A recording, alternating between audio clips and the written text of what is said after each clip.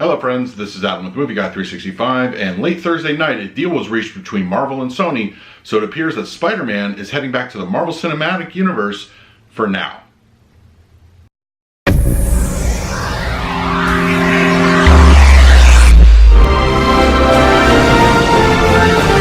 you're new to the channel, please hit the like button, subscribe, hit that bell notification. I put out videos every single day. You can also find me over Twitter and Instagram at MovieGuy365, as well as over at the Disney Magic Hour podcast. I will leave a link for that in the description.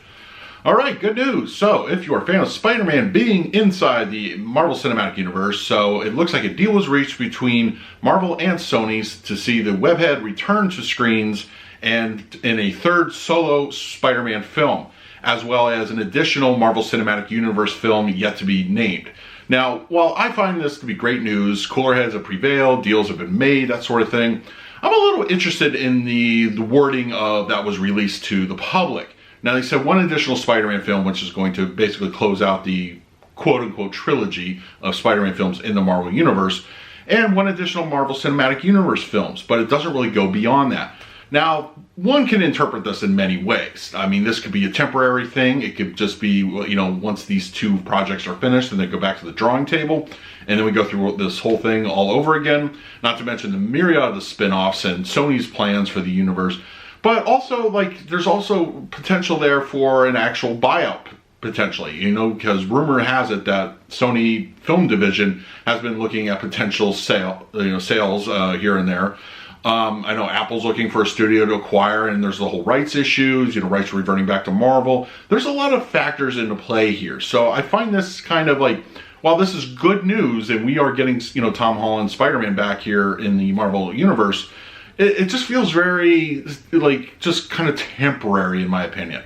I like the idea of him being a character in the universe, and I don't like the idea of him spinning off and all of a sudden no word of mention of the Marvel Universe ever being made again. It's just, that's just weird. It's confusing for audiences.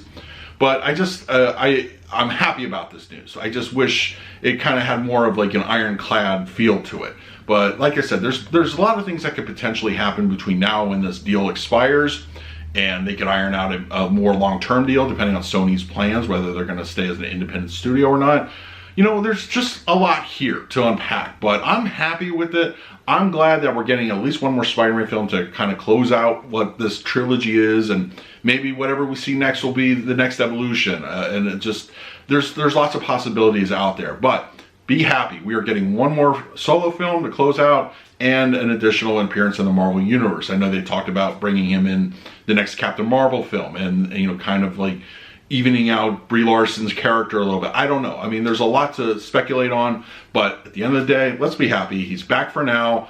I'm excited, so let me know in the comments below what your thoughts are. And in the meantime, please like and subscribe. Hit that bell notification. I'll put out videos every single day. So until next time, this is Adam with Movie Guy 365. I will see you at the movies.